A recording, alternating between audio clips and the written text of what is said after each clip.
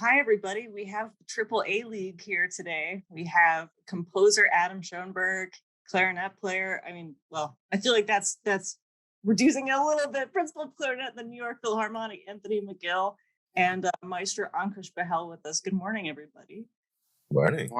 Good morning. So, can you guys introduce yourselves better than what I just did and talk about how you know each other? I guess I can start. Sure. I've known Anthony for a couple decades. Having done my master's degrees in New York City, Anthony was a friend of a friend, and then we became friends ourselves. Adam was also a friend of a friend. A mutual friend of ours is a conductor, and we met at our Steve's bachelor party, I believe. Yeah, or in Miami at some point, maybe in Miami at New World. Yeah. Or New York City, where you did your DMA, Adam. Yes. So we've been in New York City and Miami and Las Vegas at different times. Anthony also New York City.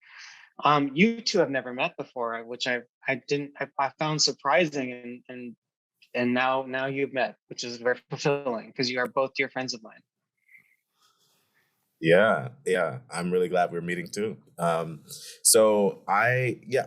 a clarinet player. I think that's accurate. That's totally accurate. I play the clarinet, and lucky enough to have good friends like Ankush that are also great conductors and colleagues. And actually, here's an interesting story to start off. My story of Ankush. But this is in maybe not in the early years, but this is later, that Ankush is a type of friend that I'm like, you need to listen to me. Could you listen to me play orchestra excerpts? So I don't want to say Ankush is directly responsible for my current job as principal of the New York Philharmonic, but in some ways he probably is, because he listened to me when I was at the Met for 10 years, but during that time, I took quite a few auditions for other big orchestras, and he's the type of friend that will give you the straight stuff when you're playing for him, and so that that's Ankush. But we've had great times over the years, and I just remembered that for some reason. I remember it too. I remember being in my apartment in New York City where you played for me a couple of times, and you're the kind of person who comes in to play for me, and it's like, I don't have to do anything technical. You just came and played beautifully, and we only talked about music, which was wonderful. It wasn't like, oh, this is wrong, this is flat, this is sharp, this is piano, mezzo forte. It was just like, that's all good. Let's talk about music. So it was a gift for me. I mean, you're saying that I helped you, but actually you helped me. It was only music with you, man. So how about with friends like Adam, where they're creating music? So what's that feedback like when you talk to each other and you work with composers in general? And Adam, vice versa, what's it like to work with conductors? Yeah, well, first of all, Ankush and I have yet to actually work on a piece in person, and hopefully that will happen now. But he's certainly been a generous conductor, and clearly champions the music of today, which I personally highly value. And of course, lots of different composers he's bringing into the spotlight. But for me and my relationship with conductors, it truly varies. Some conductors want to run the show, and when you're at rehearsal, you let them do their thing. And then at the break, I just sort of give them a list of notes and we have a brief dialogue. Other conductors will bring me up onto the stage and really have me dive into the deep end with the orchestra, and it's a slightly more collaborative. And you sort of go with the flow in terms of that relationship. And for me, the reward at the end of the day is just to have living, breathing musicians bring your music to life, because it lives in your head one way, and then when a human being starts to digest it, then they bring greater meaning to it, and oftentimes their own interpretation, and then it brings a whole other life that I didn't necessarily expect. So that's always a beautiful surprise for me. You could probably say composers and conductors have that in common, right? That the music lives in their head for the vast majority of their time with the music until they finally get in front of an orchestra. Yeah, for sure. Yeah, it makes it a very funny predicament where you feel like you have this thing pre-planned, or you're working on something in your head, and then but you don't have a time to. Anthony, you get to practice in a practice room with your instrument, And Adam and I don't have that luxury all the time, especially as a young conductor. You're not always practicing with an instrument of an orchestra. You're sitting in a room, much like this void, and you are just in a vacuum, kind of imagining what it would be like to hear the sound and conduct and work with different instruments and hear their sound and try to manipulate certain things physically and also with your ears. And Adam must be the same. I mean, we talked to a composer recently, and Jennifer Higg did, and she was always like, "I'm just always surprised when I see it actually the product on stage. It's like, wow, I did this. Like, you're sitting there in your man cave in your studio, and you're composing, and then when you actually hear the live music, it must be completely different, or maybe it's exactly how you imagined it, and you're like Mozart. It's boom, it's there from the beginning." I'm certainly no Mozart. But yeah, it really is. It's truly, honestly, just a gift and a blessing to have those opportunities. I will say, writing concert music in general, there's something lonely about it. I mean, it's very fulfilling when you get through something. But this is my studio that you see, and I'm by myself, 10 hours a day when I'm working on a piece, and I have no one really to interact with. Whereas musicians, they get to come together, and they sort of make up an entire human body, every parts of all the muscles, and then it can move together, and so I don't really get to have that experience. So when I have the opportunity to fly out and work with an orchestra, or work with a soloist, on a concerto, and have that collaboration as well, it's just the communication element is very meaningful to me. Well, Anthony, I mean, even, let's be honest, even with something like the Mozart, where you've spent decades of your life getting this exactly the way you want it, that can also be, until you're in front of an orchestra, is that a similar process for you? Do you feel like you're kind of playing into a void? Yeah, I mean, I honestly, there were so many days and hours and years spent alone as well, in a weird way. Like, yeah, our goal is to try to join a group or try to be in an orchestra, or even in a soloist, you're on the stage with other people on the stage in the orchestra. But so much of that work, similarly, is kind of lonely. And I think the weird thing about Mozart, a piece like Mozart Concerto, which I've known for a really long time, is that um, it reinvents itself all the time. So the Mozart Concerto that, let's say, I did that, and I did another one in October, for instance, somewhere. It's not like this Mozart Concerto that I'm doing this week with Omaha. It's very different. So in a way, okay, you can predict as much as you want and try to plan and all of this stuff, but not only does it come out differently because you play the phrases differently in the moment, most of the time. And some people like to kind of project or prepare for the type of phrasing they're going to do. And I never really do that, because things happen in the moment that I didn't expect, or I'm hearing something different. And so that's how the piece becomes, in a way, fresh and different for me every time. And you don't know the hall. And then you also don't know how you're going to sound in that space, because of what, clarinetists obsess over, and oboists, and about the reed. You don't know what it's going to actually sound like. So you can, play with different orchestras. We, like conductors probably conduct along with recordings their whole childhood and their life. It's sometimes the same with us. We're preparing by playing with recordings, or just playing into the void by ourselves. But until you step on that stage, you really don't know what the orchestra is going to sound like. You don't know what your tempos that you chose before in the practice room are going to sound like.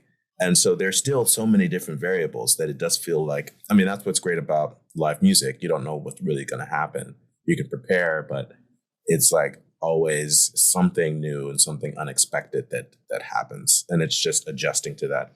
It's taken many years before I got used to that, playing in different halls and spaces, because it used to be a big shock to the system. Actually, every place you play was so different. Do you feel that way? And Adam and Ankush, same question. Do you feel that way when you work, even in as principal clarinet, where you hear something that your colleagues do, or you hear how the sound is responding in the hall, and you're like, oh, I'm going to change what I was thinking for this, and this, in this particular solo moment? Yeah. I mean, and often, just to quickly, like, often those changes happen before you have like a conscious thought about doing it. It's just happens in the moment. So maybe there's a millisecond where, okay, you're preparing, but really it's just kind of in the moment. I mean, I fully, for some reason about my personality, I love that moment. I love Tuesday morning at 10 a.m. where you get in front of an orchestra and you don't know, all the variables are completely unknown, and you get up there and it's like, this is what it is. This is me. This is my polo shirt. This is the music. This is the space. This is the piece. This is the, like, it's just like, I love that uncertainty. Like, I ride that wave like a surfboarder. I don't know. I just think it's so much fun to have those unknown variables in live music, and then the concert's different, and then the Saturday's different than the Friday, then the Thursday. It's just I love that about music, live music. It's incredibly exciting and invigorating, and it's funny that way. It's just one of those things. Adam, have you ever experienced that where you get to hear an orchestra play something for the first time? You're like, oh my God, I had no idea this could happen. And then you start changing things or adjusting? Oh yeah, it's funny hearing both Anthony and Ankush for their smiles and their happiness of getting on stage on the first morning. For composers, the first rehearsal is always terrifying, especially of a brand new piece, because I mean, truthfully, and it's just the nature of the beast. And this is not to throw anyone under the bus, but first rehearsals are never great. Half the orchestra really didn't look at the music until that morning, and then they're like, oh, I need to go practice. And so between Tuesday's rehearsals and Wednesday's rehearsal, it's like the piece has done a total 180, and it's like, oh, this is what this piece is about. But then in terms of changes, yeah, I mean, you make changes constantly, and even after multiple performances. Picture studies has been performed by, I think, not many orchestras at this point, maybe, I don't remember, three or four at most. And I was making revisions, after the world premiere, and the most stressful component, not to go on a tangent because this changes things, but I'll go there right now anyway. My wife, when we first met, she was really just a playwright. Now she's primarily a TV writer, but we used to have these dialogues about her process as a playwright because they're so similar yet different. So when she writes a play, she'll go have a round table reading with actors, and they'll just sit at a table and they'll have this open book and they'll read it. But that gives her a sense of the ebb and flow of the piece. And then she can go make revisions. Then they'll go back and do another reading, then eventually they'll do what's called a workshop production of it. So it's like semi-staged, but not really. And then eventually gets to the full staged mounted production. So as a playwright, she is given ample time to really interpret the piece, the play, and develop it, properly. But for composers and world premieres, Tuesday's rehearsal, first night, stay up all night in the hotel room, make changes, send it to the librarian. The librarian throws it up on the stand Wednesday morning. Wednesday rehearse, quick micro adjustments. If you're lucky, you get one more read through on Thursday. If the performances are Thursday, then maybe another, if the performance is just on Friday, then another rehearsal. But it's a very rapid development that frankly doesn't give you enough time, I think, to truly allow your piece to become the piece it's meant to be. So revisions inevitably happen with subsequent performances. That's really interesting because you're right. I mean, the tradition has always been the composer, even back in like Brahms and Beethoven's day, the composer shows up for morning of the first rehearsal and says, good morning, everyone. Here's your music. I hope you enjoy reading Beethoven's Symphony No. 6 down, or Brahms Concerto No. 2. And then the composer sits at the piano.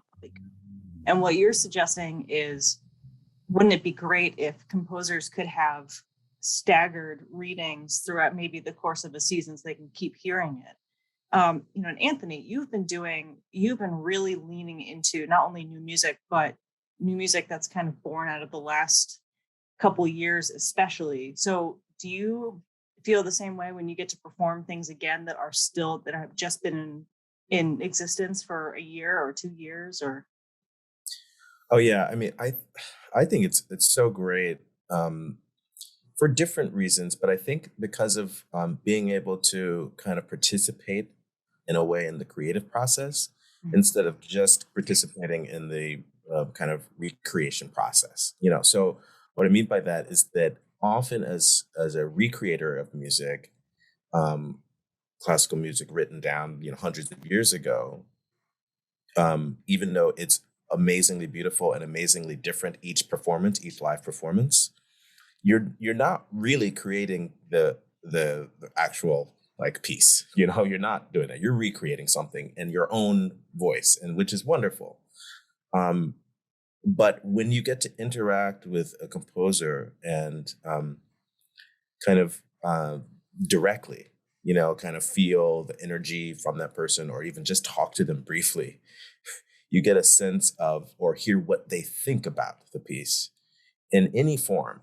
I think it makes you feel like you're there for it. You're like kind of a part of a living, breathing thing that that you will have a direct connection with that, and it will give you kind of license to create that voice with the composer more than just, okay, I think this might be something, instead of just either selfishly like, this is my interpretation of this piece by this composer, or you're kind of more with the composer because you're in the same kind of breathing space on earth. and that makes it really energizing and fulfilling in a way that makes it feel like you're doing something really important for the world today. And that your performance of it may live on, especially if you get to record it, or if there's a recording of the performance or something like that, that you were there with the composer for this first performance of this creation. And it's just, you're kind of in it more, in the creative space, I think. And I love that. I love being there for it. And also, like you said, you mentioned just briefly about the presence of like what year you are, what space this is happening in. It's not, it's so present. And I think that makes it really valuable to be there for that moment.